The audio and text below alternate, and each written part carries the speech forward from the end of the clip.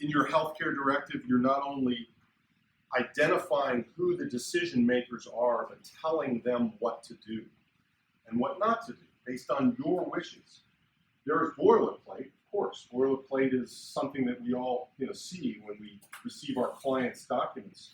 But as the financial advisors, as the team players on this team that are evaluating these documents, we need to really study these documents and make sure that this is what our clients want.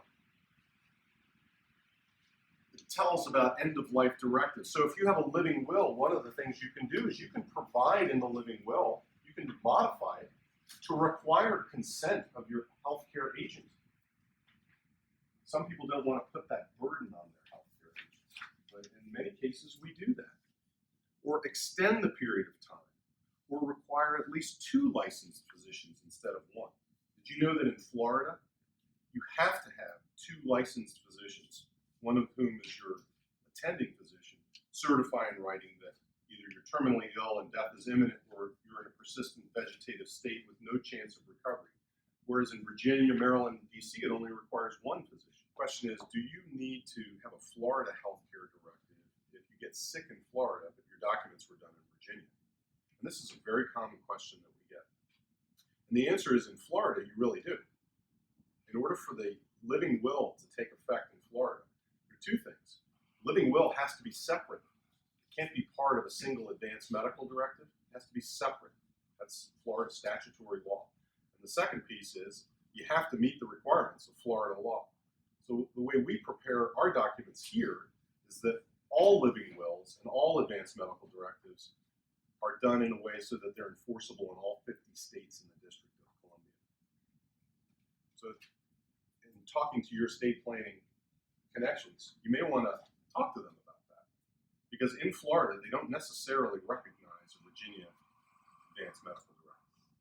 And I've had that experience. That's why we ended up migrating to separating the documents and really complying with Florida law.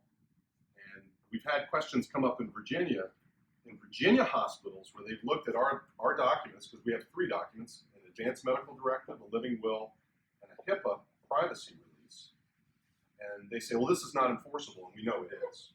And we have to get into discussions with the general counsel in the hospital because they're not used to seeing the forms. They're used to seeing the Virginia standard statutory form, or in Maryland, the Maryland standard statutory form. Those are guidelines.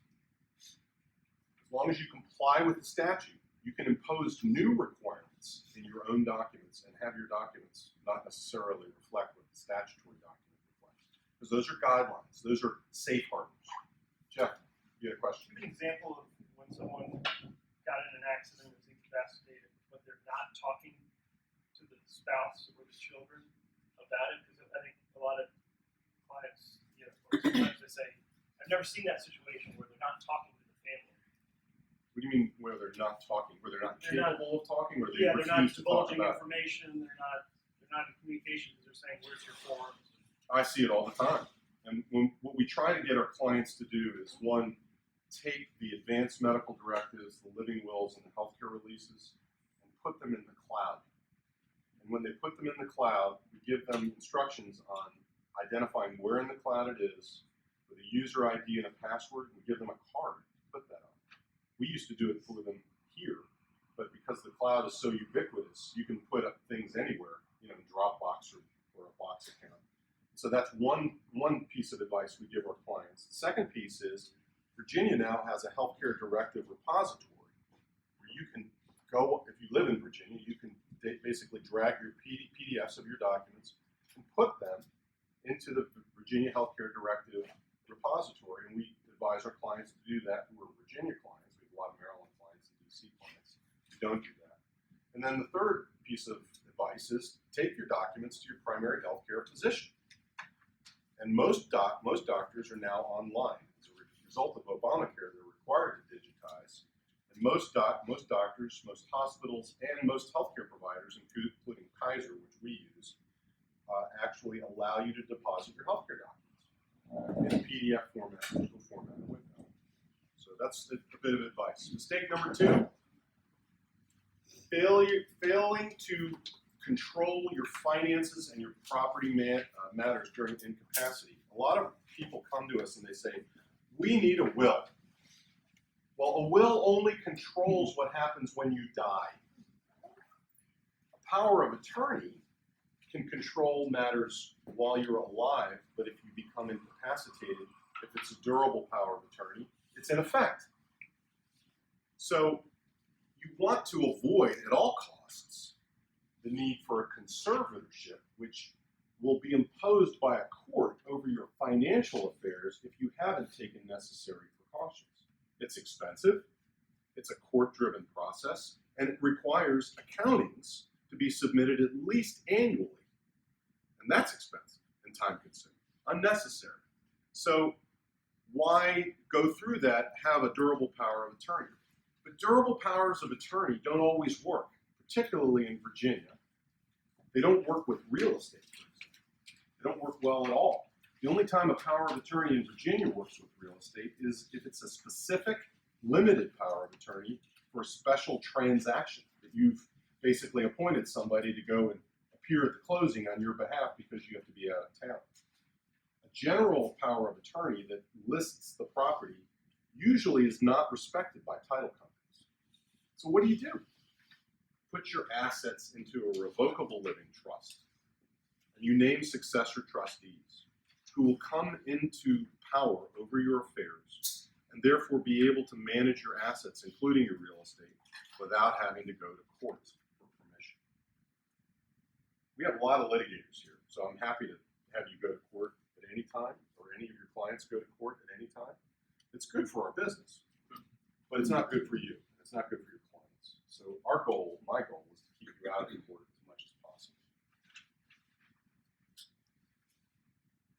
And a power of attorney needs to have detail in it. The old days, you'd see power of attorneys that were 1 or 2 pages long. As a result of the Patriot Act, as a result of a lot of changes that have gone on in the banking institutions, many of you work for banks, you know that a simple power of attorney will not be respected anymore. So we need to address a lot of other issues. We need to have the power to sell a home if it can be included in a power of attorney. We need the power to care for our pets, our digital assets, our online assets, which we'll talk about later. To make beneficiary designations if you haven't made them.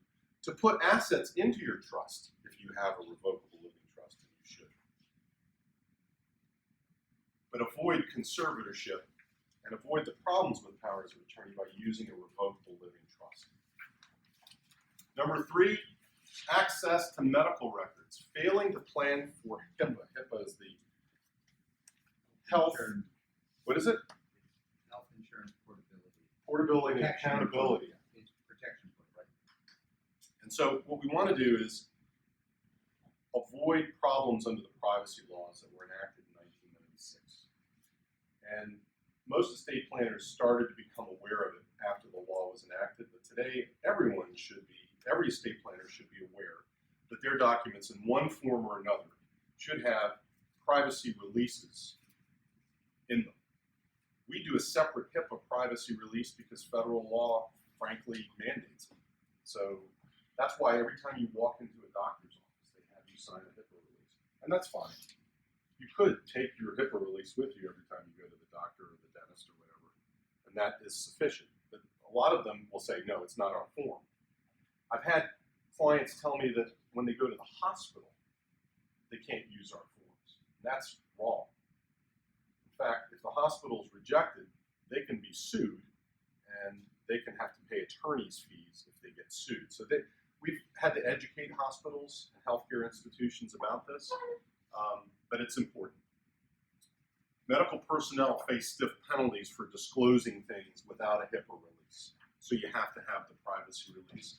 And they're reluctant to permit family members access unless you list them in the release. So whoever you want to have access, you should list them in the privacy release. Mistake number 4. I get this a lot. I'm done. I had somebody come in yesterday. We finished, we signed a bunch of documents. They're going, I'm glad that's over with. We're never going to have to deal with that again. Wrong. Estate planning is a process. It's an ongoing process, and it's a lifetime process because things change in your life. Children grow up. When they were 8 and 10 years old, you might have thought very differently about what they're going to be like when they're 17 and 24. I have 4 kids. They're all different, and I had very different visions of what they would have been at young ages versus what they are today. Might change again. Yeah, exactly. The idea is it's a process. So your personal matters change, the law changes. In the last 10 years, we've had 4 or 5 major changes in the estate planning laws in Virginia alone. And the idea is that if you develop a relationship with an estate planning lawyer and a team of estate planning advisors, you want to revisit your estate plan periodically. We send out an update letter to our clients every 2 years. We say every 2 years is like a dentist sending out a reminder for a checkup. Every 2 years, it's been 2 years since we've seen you. Would you like to come in for an estate planning checkup? And we'll initiate that correspondence. If we don't hear from them, that's fine. There's no obligation on our part. There's no obligation on the client's part.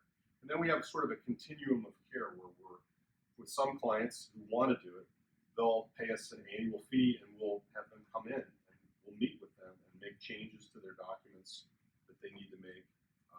We often work in teams with many of you in this room where we'll do that as well. We'll sit down in a room with the financial advisor at no cost to the client because there's a pre-existing understanding the client wants us to do that, but then it may generate additional work and we'll bill for that work. But updating is a constant process.